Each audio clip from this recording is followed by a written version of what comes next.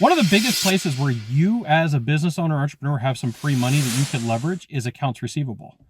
So when you take a look at it, there's opportunities for you to grow, and you may have different ideas, concepts, or strategies that are used in different industries that could really help you out.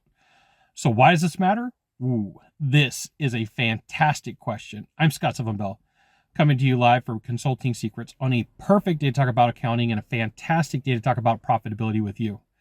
All right, so I'm going to give you a couple of examples today of what you could do when it comes to accounts receivable and why you should look at this. So as a consultant, one of the first things that my role and responsibility is let's free up some money. Let's find out where you've got money that you could free up. Okay, so one of the biggest places is accounts receivable. And so because it's one of the first places that I look and one of the first places that we talk about, I'm going to share some concepts, ideas, and strategies with you. So a couple of months ago, I was working with a company, an organization. I'm going to keep it pretty vague. And I said, hey, what's your accounts receivable look like? And they pulled a report and they gave me a huge freaking number. And I go, why is this so big? And they go, oh, that's normal and standard for our industry because of the terms. I said, well, share with me the terms. And they said, well, it's not uncommon. It's not uncommon for us to have to float somebody for 6 months, 9 months, or 12 months for their projects. I said, are you charging interest? And they said, no. And I said, you're giving free money. You're literally giving free money. Why don't we, go with idea number one? Idea number one is a retainer against whatever the services are, because if something happens to that company, they're just going to write it off and you're going to be out the money. And the answer was, well, in our industry and our service, we don't use retainers. There is no law. Well, there might be. So check. In this industry, there's no law, the one that we're talking about, that says you have to take somebody for a 6, 9, or 12-month term and not have some way to protect your downside. So the conversation went like this: like, what's the hard cost for you to provide this service minus profitability? And they told me, I said, well, why don't you have some sort of fee for service retainer with, a way for you to reduce some of that retainer as time goes on? Oh, we never thought about that. So it's one of the things that we implemented was, let's do a retainer with services against a retainer. That's what my brain was trying to think of, services against retainer. And so that was a pretty easy application. Another company, a couple of years ago, we went to them, and the conversation was, what does your accounts receivable look like?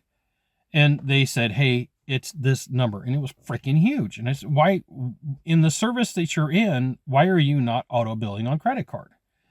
And here's what the answer was to me: Scott, we don't want to pay the merchant fee. Okay, let's talk this through.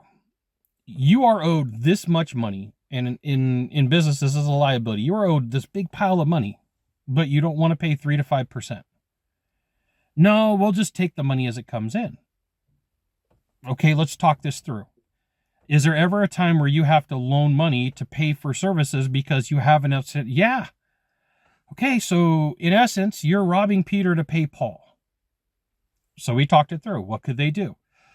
They chose a merchant processing company that from then on, everybody was switched to auto bill. And we went to the office, and the office dialed out and did everything they could to get past clients on auto bill. So we took them from somewhere around 30 or 40% in auto bill to about 95%. And so cash was coming in. They were getting their merchant fees. But there was a criteria, and I want to make sure that we add to this. If you are, I'm not a doctor, attorney, marriage counselor, or therapist, but I do want to give you this piece of information. I'm not giving you legal advice. But one of the things to take a look at is who owns the credit card information. Some merchant processing companies in some industries, once that number is put in, they own it. And then if something happens to them and they close your merchant processing account, you're going to have to start over at ground zero. So one of the questions that you might want to really take a look at asking is, if something happens to our relationship, what happens to these credit card numbers? And if they tell you they go sayonara, they go bye-bye, then like you should say, I'm going to go find somebody in my industry that allows for me to store those credit card numbers in my information in whatever way it's legal, because there's some legal ramifications here, okay? So in my account, I want to be able to transfer those. And here's the thing: you might have to pay like a half point higher to get that. And hey, Scott, why would I do that? Because inevitably a merchant account gets closed down. Inevitably, what ends up happening is you get in an argument and they hold it against you. In the internet marketing world, there is a big processor that has caused a lot of problems in the past couple of years for people who do internet business. And they just said, we're not going to service you anymore. So see you later. And they took all the credit card information with them.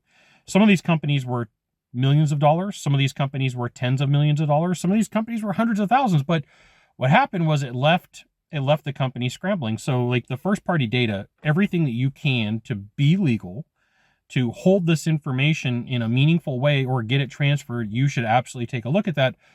And at the same time, do everything you can to reduce your accounts receivable. Do everything you can.